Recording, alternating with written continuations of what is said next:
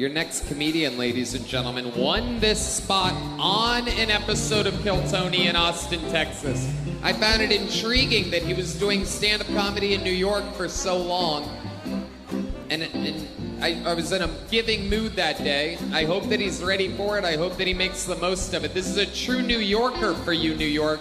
This is a minute from Michael Good, everybody. Here comes Michael Good.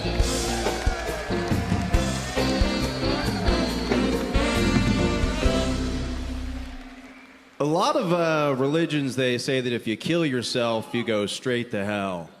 Which that fucking suck, right? You're just like, this world is unbearable. You get to hell, you're like, you know what? I probably could have toughed it out.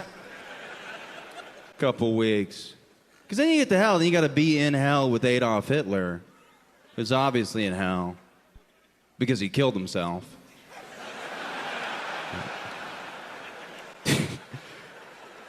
God's just like, come on, Adolf, way to blow it in the fourth quarter. Shame on you. And after suicide, people always say the same stuff. Everybody's always just like, ah, man, if only I could have spent more time with him, which is really like the cockiest thing that you can say. You think hanging out with you makes life worth living? You're like, a lot of people say there's no cure for depression. Well, clearly they haven't had a beer with this guy. People get mad at me for expressing my religious beliefs in front of Planned Parenthood. Yeah. I stand outside and I say, thank you for your sacrifice. The gods will be pleased. It's going to be a good harvest this year. All right. Fuck yeah, you did it, Michael Good. That's exactly it. Awesome stuff, Michael. You indeed made the most out of your moment. How do you feel as a New Yorker performing here in Madison Square Garden? Oh, I feel great. Yeah, I feel awesome, yeah. Yeah, awesome. The nerves are a little rough. I talked to my brother. I was like, worst case, I bomb in Madison Square Garden. He's like, no, you could get raped in the bathroom. And I was like... There's still time. Yeah. Highly likely. Very funny. I love that he came out talking about fucking suicide, Hitler, and abortion all in a minute. That was really Very awesome. impressive. Really great. Yeah. Thank you. Absolutely. We love it. Michael, how long have you been on stand-up? 9 years now. 9 years. And what do you do for a living? All kinds of shit. I sell feet pics, plasma. Now I'm doing recruiting for my cousin's construction company. Basically, he does construction, and it's a lot of sex offenders applying, and I got to be like, we can't. Sorry. But he's always trying to defend it. He's like, no, I could have sworn she was 18. And then I'm like, we can't hire you. Wow. You said you sell feet pics. Are they of your feet? Yeah. My podcast listeners, turns out they don't like the jokes. They just like the feet. Really? Yeah. It's dudes or... Prove it. Is this women or men? No, just dudes. Yeah, Really? Just dudes. Yeah. Wow. Do you have like a sixth toe or just awesome feet? No, What? I think they're just somehow I got fucking thrown in the algorithm of the foot fetish guys, and yeah, I'm not judging. I'm into weird shit too. So. Because they try to buy your socks. Oh yeah. By the way, there's Don't point at me like I'm fucking making a request.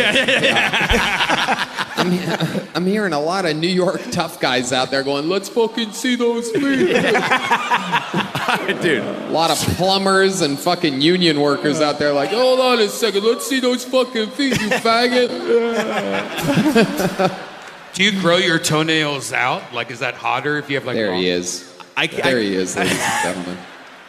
I don't. I get specific requests I can't pander to. Some guys like, I want you to stomp around like King Kong and say I'm the fag stomper, and I'm like, that's too much effort. I'll just take a quick one there. Well, when I wrote that, I was fucking really stoned. So and it was a simple request. You just could have done it, but yeah.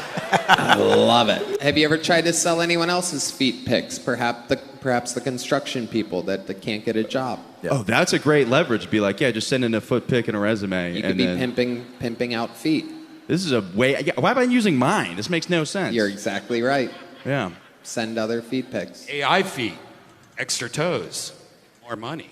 There we go. Doubling up on that. Yeah. Absolutely. What else is crazy in life right now, Michael Good? Anything? I'm calming down a little bit. I normally have a pretty fucking wild sex life, but I met a woman, so now we're kind of chilling a little bit, and she's dealing with the backstories of all that, which is a lot. But how you're just telling her the backstories? She comes to a show and she's like, wow, that's a lot. Oh, like in your material. Yeah. Got it. Can you give us an example of one that concerned her? This doesn't concern her, it's just a lot of, when I was 19, I banged a 49-year-old trans woman by accident. Let's cut to a clip. By accident. We don't have it. Jim Norton's about to give you a golden ticket. I trust me, I've done the by accident. I didn't know.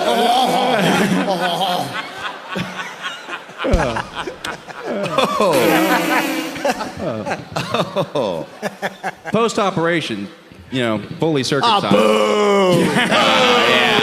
You commie! Boo! That's so fun. That takes all the fun out of it. I know, yeah. I bragged to everybody. I was like, I banged a cougar. They're like, oh, hell yeah. And then 3 years later, I found out that confident energy was because she used to be a guy, not because she's older. So tell us about what was different having sex with a surgically made vagina compared to what you wind up, it feels different. It does feel like not as moist. It kind of feels hollow. I've noticed that too. I thought we had to use lube because she was an older woman. I was like, perfect sense. And it's very tight. They don't match it with the face. That would be rude. They're like, ma'am, nobody's going to believe. They got to stretch it out a little bit to match it. Right. Yeah. Wow. Yep. And I'm guessing that you finished inside of her because you had nothing to lose. Am I correct? Well, I didn't know she was. I pulled out. I was like, oh gosh, she's trans, or she's a real woman. So I was like, I gotta pull out. But now I'm biased. Now I argue with people. I go, they're real women, especially the one that I had sex with. So you pulled out as to not get this woman pregnant. And then years later, I found out I didn't even have to worry about that. How did you find out years later? I started meeting more trans people, and I was like, you guys act really similar to this woman I had sex with a couple years back. you act similar. Yeah, you throw a hell of What a do they football. do that was similar? What was similar? They scratch their balls? Yeah. I keep hanging out with these women that throw a dart 60 yards. It's incredible. Yeah. It was, it was These just... girls have been dunking on me, literally. Incredible. Yeah. Amazing, Michael. Where'd you meet her? This is so funny. I saw my uncle was on this dating app for older people, and I was like, I want to bang a cougar. So I was like, let me download that. Met her on there, and I remember the Uber's driving me there. He's like, you're gonna get your first cougar, and I'm like, hell yeah. Bragged to the whole fraternity, showed pictures, and then years later, I worked in a call center with a trans woman, and I was like, your voice, it just sounds just like that lady. So I asked her. I reached out. I said, are you transgender? Years later, and she goes, well, technically, I've been a woman my whole life. And I said, I respect that, but I don't know if my buddies are gonna see it that way. Yeah, they're going to be like, Michael Good, this was Michael Bad. I disagree. I say Michael Great. Yeah, there we go. Congrats. Yeah, you didn't get the cougar, but I do think you got like a wolf in sheep's clothing or something like that.